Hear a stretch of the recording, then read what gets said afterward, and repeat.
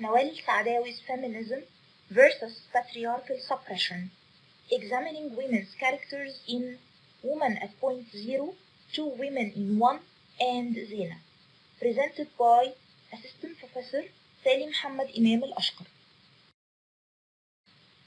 Introduction. This paper studies the status of Egyptian women against the background of a patriarchal society by focusing on three novels written by the Egyptian novelist Nawal El Saadawi, 1931-2021, namely Woman at Point Zero, 1975, Two Women in One, 1983, and Zina, 2009. There is no doubt that the Arab world is defined by being a patriarchal realm, where the male is the dominant powerful figure while the female is the subordinate subservient one. Indeed, like most Arab countries, the Egyptian society is part and parcel of this patriarchal system. There is no wonder then that Egyptian women waver between submitting to and rebelling against oppressive cultural practices of patriarchy. There are many women writers who attack discrimination against women and demand equal rights, among whom is Nawal El Saadawi. This paper studies Nawal El Saadawi's views concerning Egyptian women and the way she wants to free them of all forms of oppression. Her works depict Egyptian women as victims of patriarchal prejudice. However, her female protagonists, like herself, manage to rebel in different ways.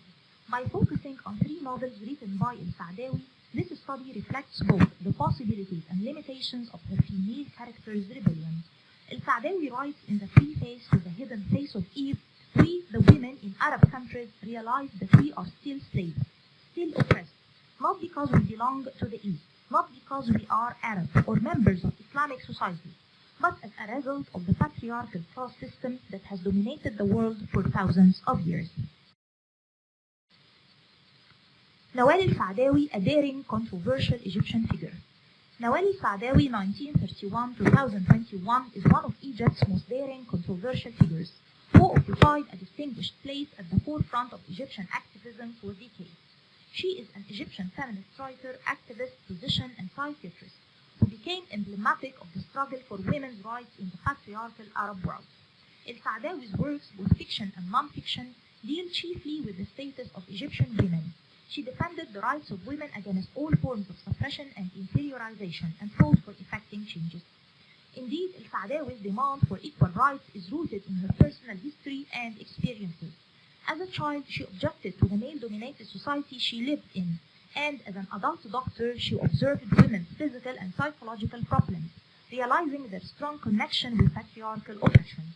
One of the most painful memories of her life was her subjection as a 6-year-old child to clitoridectomy. That's why she was well known for her campaign against the practice of female genital mutilation.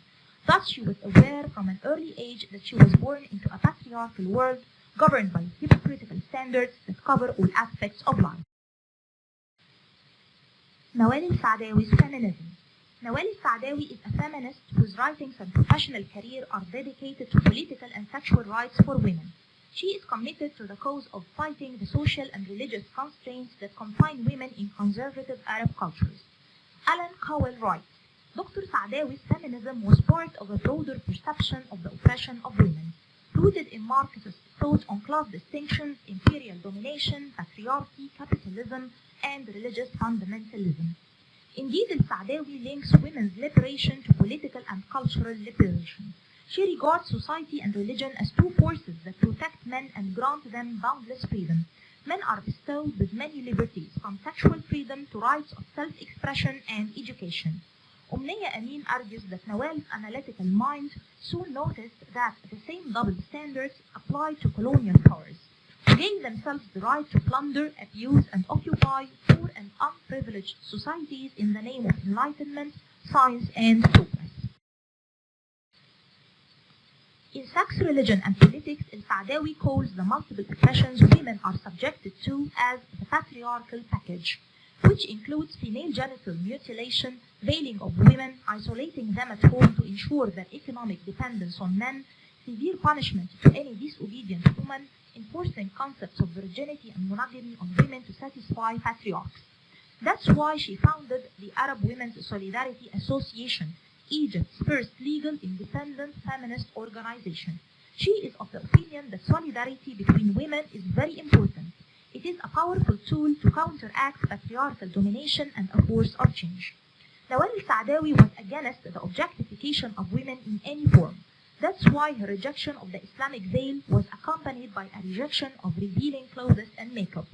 In an interview in 2018, El Saadawi said, "Women are pushed to be just bodies, either to be veiled under religion or to be veiled by makeup. They are taught that they shouldn't face the world with the real face."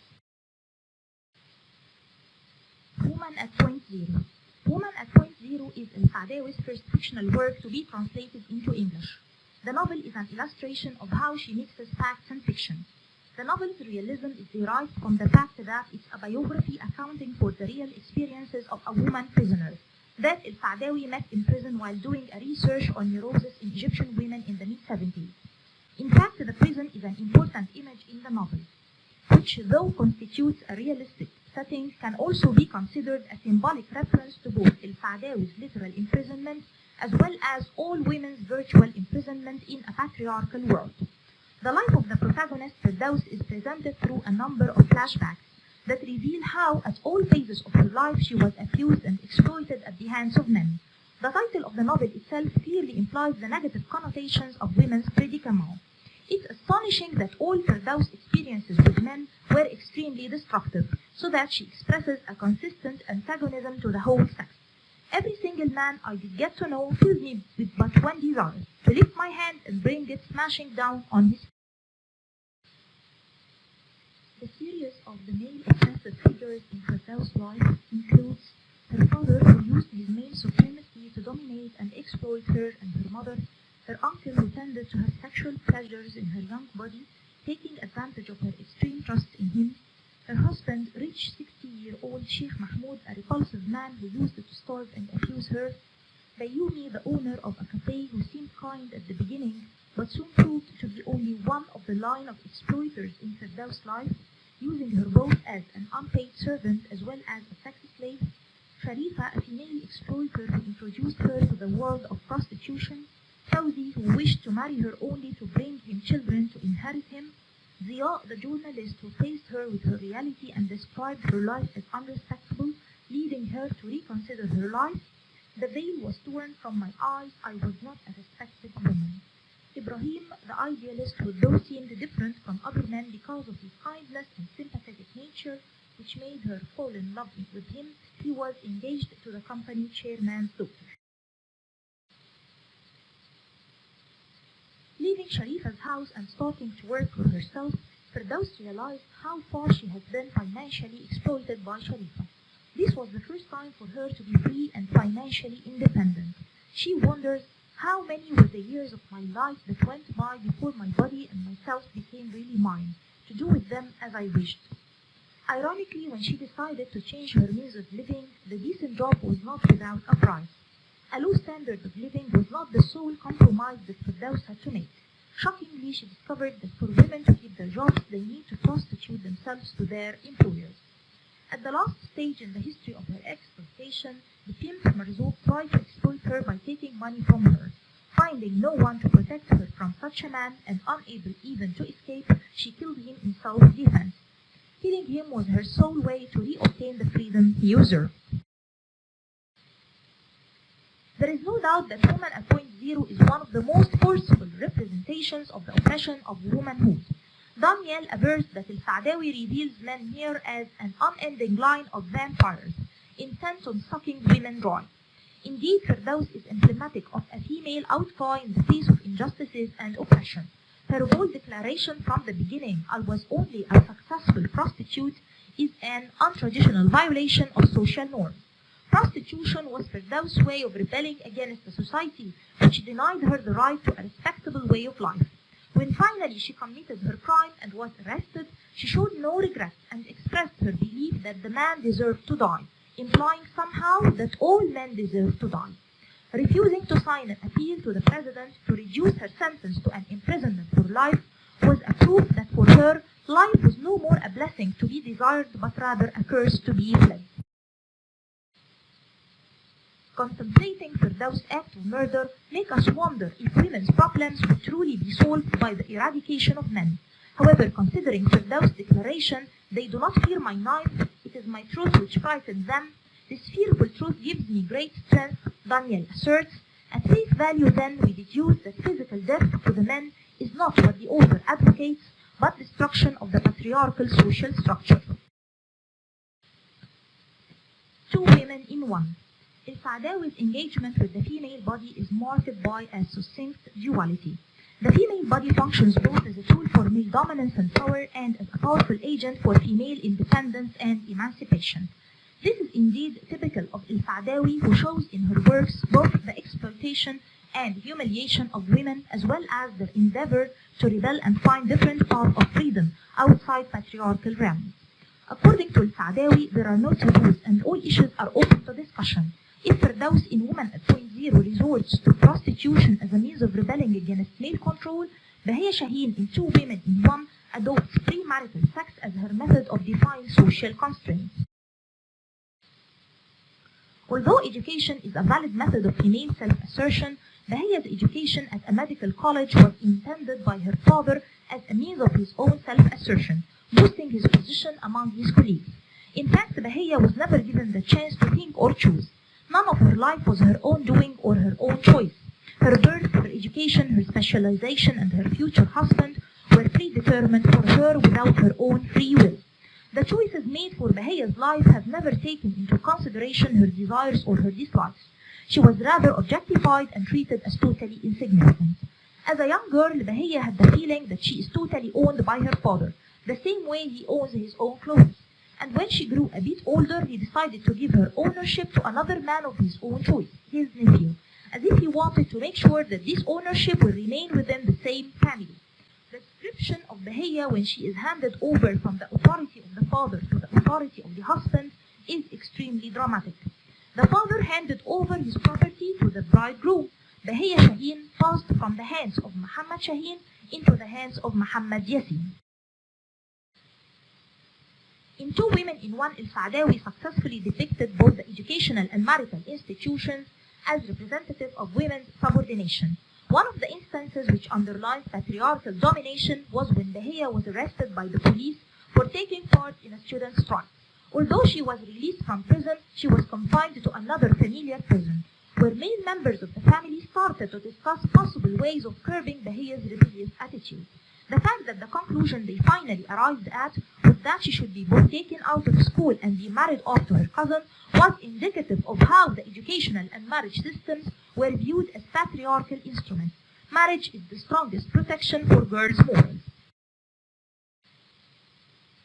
Nikila asserts that El Saadawi's feminist politics is innately radical in conception, as it turns the tables of patriarchy and imagines women as an agent of transformation.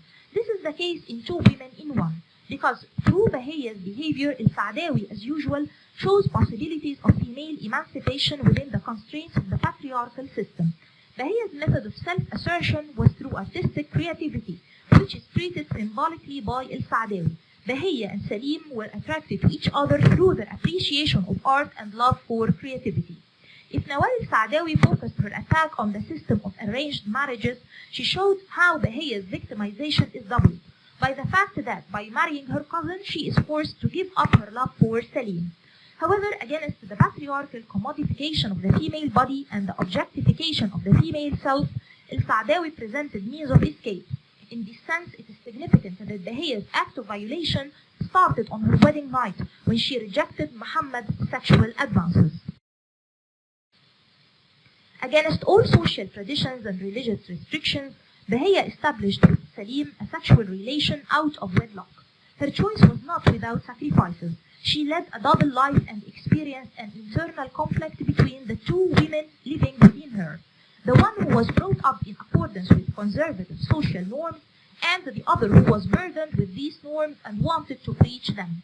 Indeed, Bahia's transgressive act was El Saadawi's way of asserting that women should be free to make their sexual choices and marry according to their own will. Indeed, when El Saadawi ironically allows Bahia's liberation to be made possible through another man, Salim, we come to realize that El Saadawi was not an anti-male feminist, but rather an anti-patriarchal feminist. Male-female relationships are acceptable only on a gender equality basis. Aqila believes that for both Firdaus in Woman at Point Zero and Bahia in Two Women in One, the transgression of taboos creates multiple avenues for the assertion of an identity that is divorced from masculinist constructions of femininity. Zena. Like Woman at Point Zero and Two Women in One, Zena traces female resistance to patriarchy while being set against the background of the revolution in Egypt. The novel traces the stories of two women protagonists, Budur and Zena. Budur, a distinguished literary critic and a university professor, carries a dark secret that torments her. Before getting married, she had had a relationship with Nassim, a political activist who was suddenly killed in a protest. When she gave birth to an illegitimate child, she could not but abandon her to an unknown destiny on the streets of Cairo. Zena, a girl born out of wedlock by Budur, lived deprived of a name and a home. She grew up to become one of Egypt's most beloved entertainers. It is significant that girls are taught from an early age that their desires are to be suppressed to keep their honor. Ever since she was a child, Budur had always been mindful of her reputation. She had the responsibility of upholding the family honor. That is why Budur's affair with Nassim is described by El Saadawi as thus.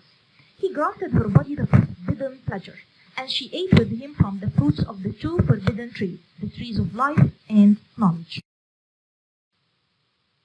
Taking into consideration cultural expectations of women which require them to be conforming to patriarchal codes, Budur is of course deemed transgressive. First, because of her affair with Nassim, and second, because of her genuine intellect. Her psychiatrist assured her that men do not like intellectual women. Describing Zakaria, El Saadawi writes, he was jealous of her mind. Her self-confidence, he felt, bordered on arrogance. He wanted to break this arrogance. It is a strange coincidence that Magida, Budur's daughter, was a friend of Zena, who used to visit them not knowing that her friend's mother was her own mother as well. Alexander argues that Zena heralds a new era, a new beginning, and a new hope. This is evident through the way both Budur and Safi wished to have a daughter like her, with a rebellious spirit and an extraordinary musical talent. In school, when the teacher asked her to write her full name, she wrote Zena bint Zinat. Her strong sense of self and female autonomy inspired other girls who used to be ashamed of their mother. Despite being an illegitimate girl, Zena managed to transcend her low status and become a distinguished artist. Her non-conforming defiant nature was clear even through her appearance. Zena's frizzy hair that stood like black wires stands for her untamed nature and unmanaged behavior. Zena is depicted as lacking the feminine style as well as the female submissiveness. While she is very simple and plain, women around her seemed like dolls made of wax or clay.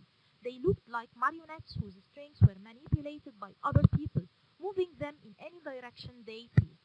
This reveals that they have no control over their lives.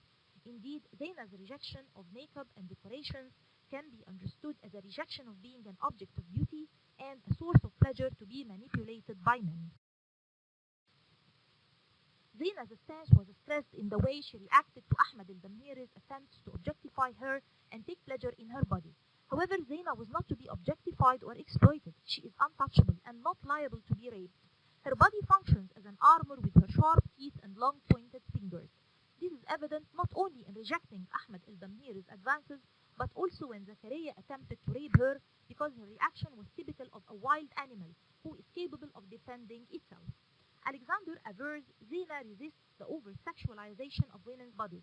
She subverts the concept that the female body functions as a receptacle for male sexual gratification. Zena's non-conforming behavior is also clear in her unwillingness to marry or have children. Even Zena's artistic career makes her different because she never considered the society's opinion of her profession.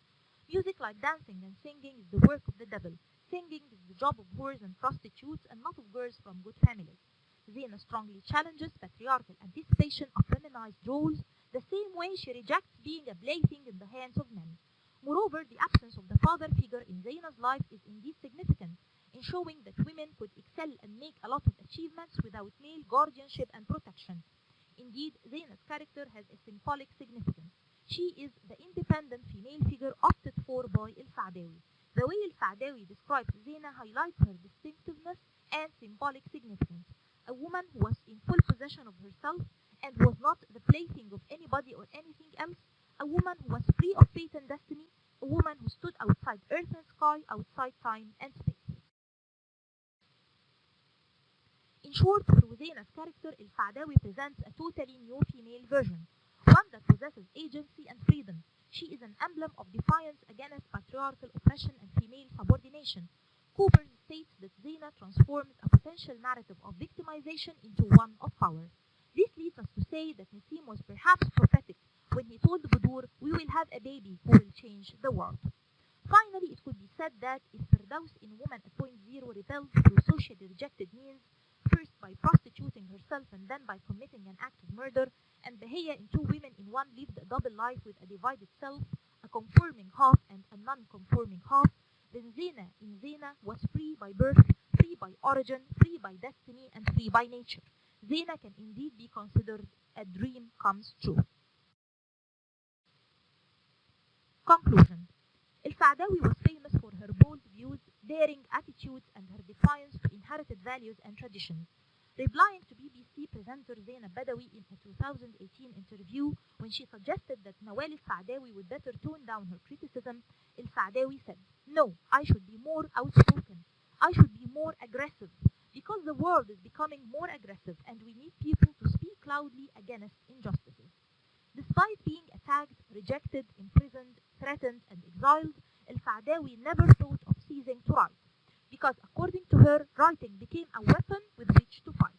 She writes in A Daughter of Isis, a memoir of her early years, "The written word for me became an act of rebellion against injustice, exercised in the name of religion, or morals, or love." Thank you.